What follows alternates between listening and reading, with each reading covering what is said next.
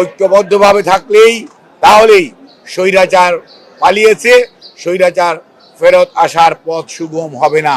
কিন্তু কেউ যদি স্বৈরাচারকে পুনর্বাসিত করতে চান তাহলে এই ধরনের প্রহসনমূলক ব্যবস্থার আয়োজন করবেন, যেটি সত্যিকার অর্থে শেষ বিচারে ভালো বলে পরিগণিত হবে না। আমরা আর এই ধরনের কেউ নির্বাচন থেকে সরে দাঁড়াবে, নির্বাচনের সাথে সম্পৃক্ত কর্মকর্তারা, শিক্ষকরা সরে দাঁড়াবে।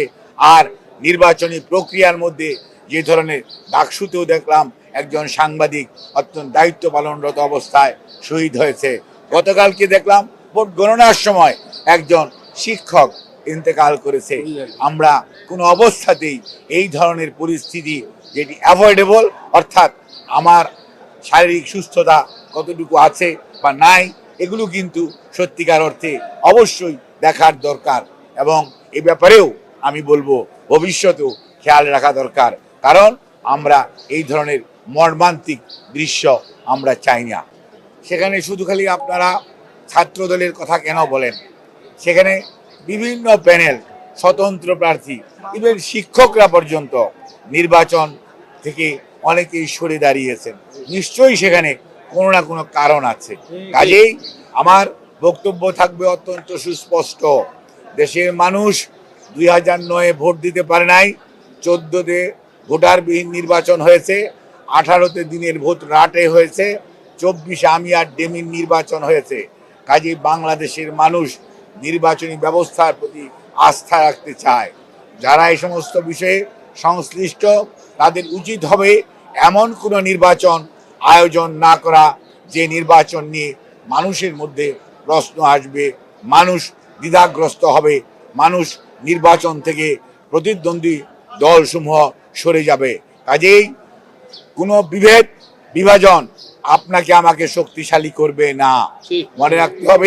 মনে রাখতে হবে জনগণের শক্তির সামনে, জনগণের ইচ্ছার সামনে, জনগণের আকাঙ্ক্ষার সামনে গণতন্ত্রের প্রতি জনগণের যে অদম্য স্পৃহা, এটিকে থামিয়ে দেওয়ার শক্তি কোনো ষড়যন্ত্রকারীর নাই। কাজেই সব সময় সারা পৃথিবীতে দেখা গেছে যখনই কোনো দুর্যোগ দুর্বিপাক আসছে, যখনই কোনো স্বৈরাচারের উদ্ভব হয়েছে, জনগণই সিদ্ধান্ত নিয়েছে। এবং বিগত 36শে জুলাই 2024 জনগণই সিদ্ধান্ত নিয়েছে।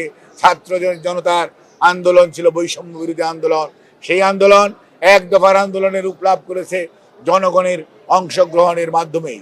কাজেই আজকেও যারা দেশের গণতন্ত্রকে পিছিয়ে দেওয়ার, গণতন্ত্রকে ফিরে আসাকে প্রলম্বিত করার অপচেষ্টা করছেন দেশে এবং বিদেশে বসে, তাদের হীন চেষ্টা জনগণের ঐক্যবদ্ধ প্রচেষ্টার উপর এবং সচেতনতার উপর কোনো দিনই স্থান পাবে না। জনগণ শেষ বিচারে জয় হবে এবং জয় হবে গণতন্ত্রের, জয় হবে মানুষের অধিকার আদায়ের সংগ্রামের। এবং জনগণের সিদ্ধান্ত নেবে আগামী দিনের সংবিধান কি হবে, আগামী দিনের সংস্কার কি ধরনের হওয়া উচিত। জনগণ যাদেরকেই নির্বাচিত করে সংসদে পাঠাবে। বিশ্ববিদ্যালয় সমূহের মধ্যে যে সংসদের যে নির্বাচন হচ্ছে আপনারা দেখতে পাচ্ছেন, এটি নিয়ে গতকালকে যে ডাকসু নির্বাচন হয়েছে, যদি স্বৈরাচারকে পুনর্বাসিত করতে চান তাহলে এই ধরনের প্রহসনমূলক ব্যবস্থার আয়োজন করবেন, যেটি সত্যিকার অর্থে শেষ বিচারে ভালো বলে পরিগণিত হবে না। আপনারা লক্ষ্য করছেন ইদানিংকালে ষড়যন্ত্র হচ্ছে বাংলাদেশকে দেওয়ার জন্য, বাংলাদেশের গণতন্ত্রকে বিপদগামী করার জন্য, বাংলাদেশের গণতান্ত্রিক শাসন ব্যবস্থাকে প্রলম্বিত করার জন্য বিভিন্ন ষড়যন্ত্র দেশ এবং বিদেশ থেকে হয়েছে।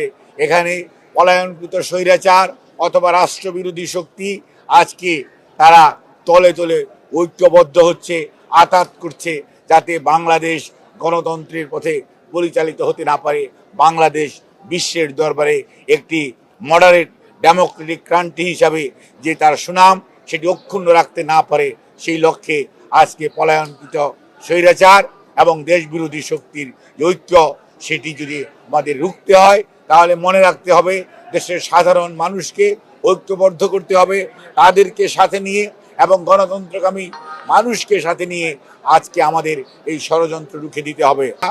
ছাত্রদলের কথা কেন বলেন? সেখানে বিভিন্ন প্যানেল, স্বতন্ত্র প্রার্থী, ইভেন শিক্ষকরা পর্যন্ত নির্বাচন থেকে অনেকেই সরে দাঁড়িয়েছেন। নিশ্চয়ই সেখানে কোনো না কোনো কারণ আছে। কেউ